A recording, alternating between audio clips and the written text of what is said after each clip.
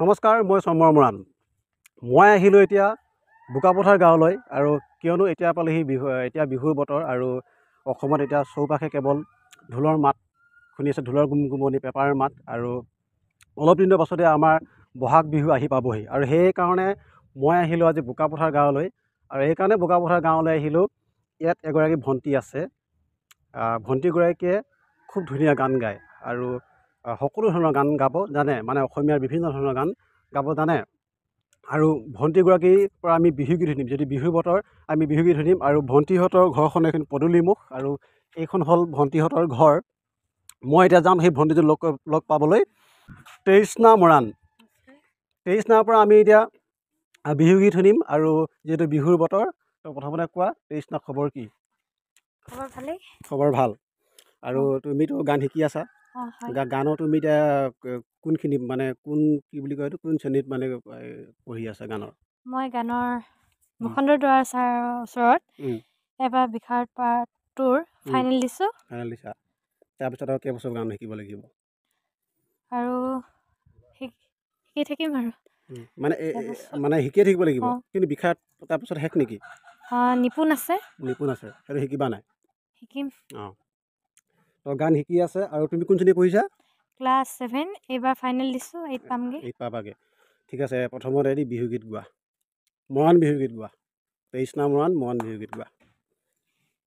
এয়াই নিদিয়ে তোলৈছে নাই যাবলে,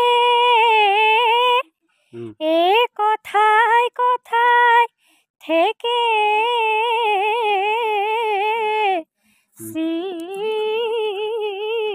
থাকে।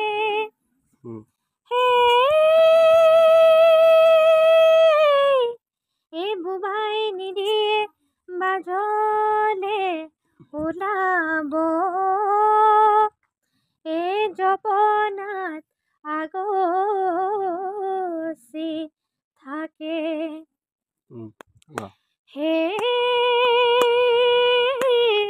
এই হাবিহাৰে কটা দি যাং, বালি ভেটা দি যাং, বালি ভেটা জোনাহা মুকৰে চুৰ দেহাও ঐ খাই পাহৰিলি হাতৰ কটাটা, মূল হাতৰ কটাটা, মূল পাহৰিলি গুণ। খুব ধুনীয়াকৈ তৃষ্ণাই গান গায়, আৰু গান গাই শুনালে। আৰু তৃষ্ণাই গান গোৱাৰ বাহিৰে আৰু কি কৰা? বাহিৰা কাম পঢ়ি ভাল পাওঁ। বাহিৰা কিতাপ পঢ়া। অঁ, আৰু বিহু নাচো। বিহু নাচা? অঁ, বিহু তুমি কি ষ্টেজত মানে নাচা? অঁ, বিহু নৃত্য। অঁ, আৰু তুমি ভৱিষ্যতে কি হ'ব বিচাৰা? এগৰাকী ভাল মানুহ হ'ব বিচাৰোঁ। অঁ, সুগায়ক হ'ব বিচাৰোঁ। গায়কৰ সপোন আছে। আৰু তুমি ইমান ধুনীয়া গান গোৱা, তোমাকতো খুব ষ্টেজ প্ৰগ্ৰেম কৰিছা নাই? কৰিছোঁ। কৰিছা? ক'ত ক'ত কৰিছা?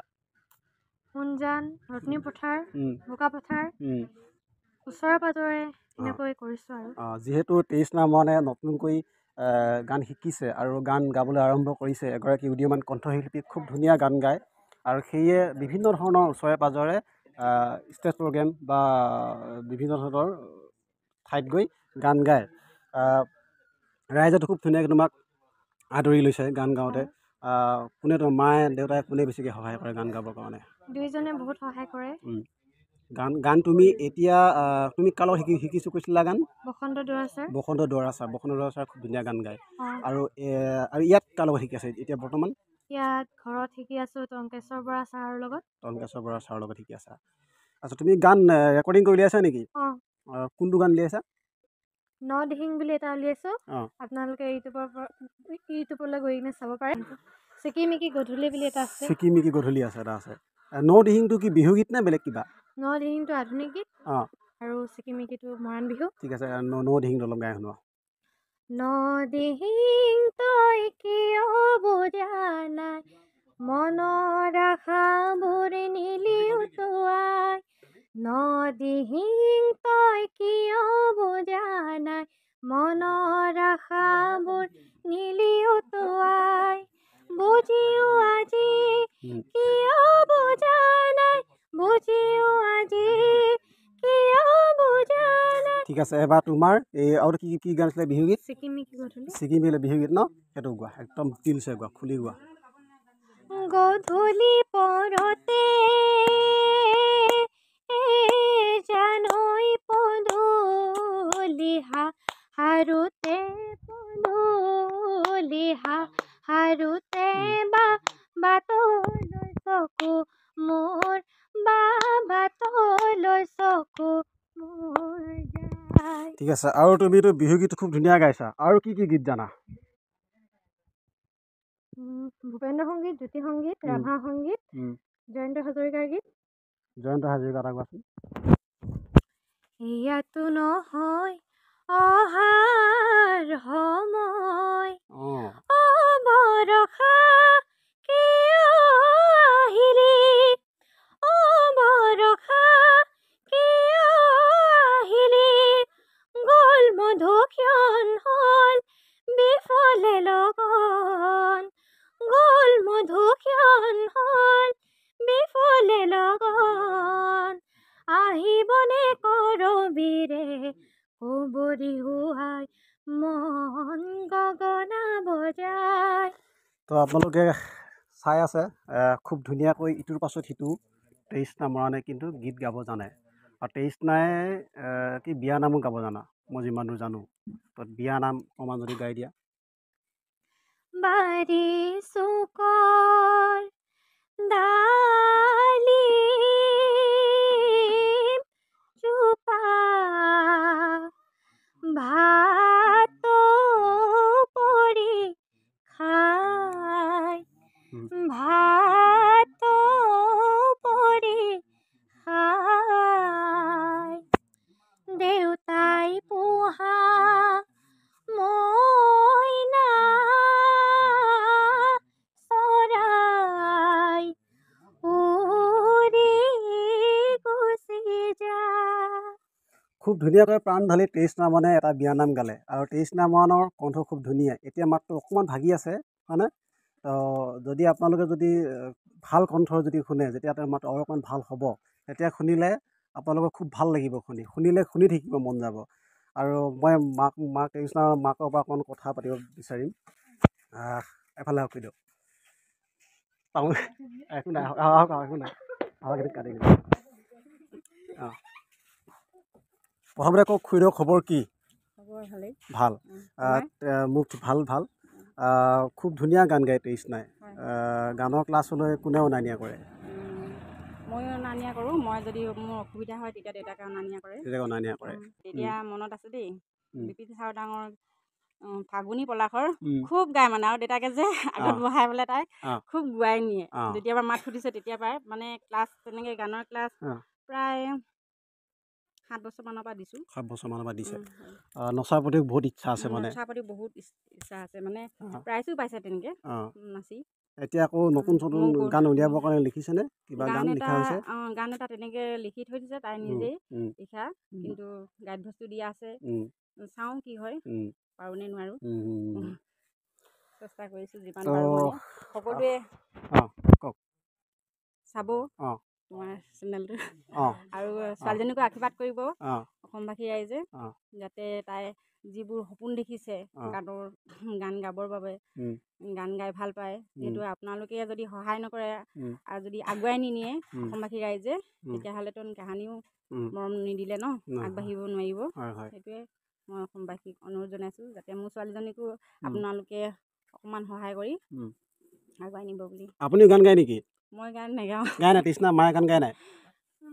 মই এনেই দেখাই দিওঁ। গাওকচোন, দুজনে কিবা এটা গাওকচোন। দেখিলে লাগে আপুনি গান গায়, মই সেইকাৰণে কৈছোঁ।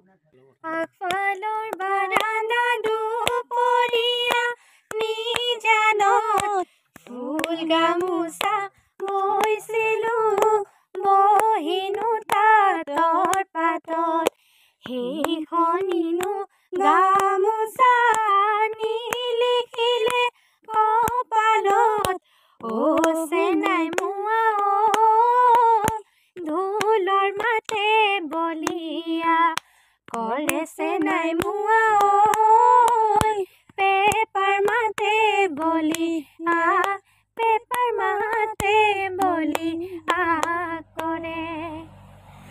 23 নামনে গান গালে 23 নামনৰ মাকেও দুইজনীয়ে খুব ধুনীয়াকৈ এটা বিহুগীত গালে। আপুনি খুব ধুনীয়া গান গায়, সেইকাৰণে ছোৱালীও চাগে খুব ধুনীয়া গান গায়।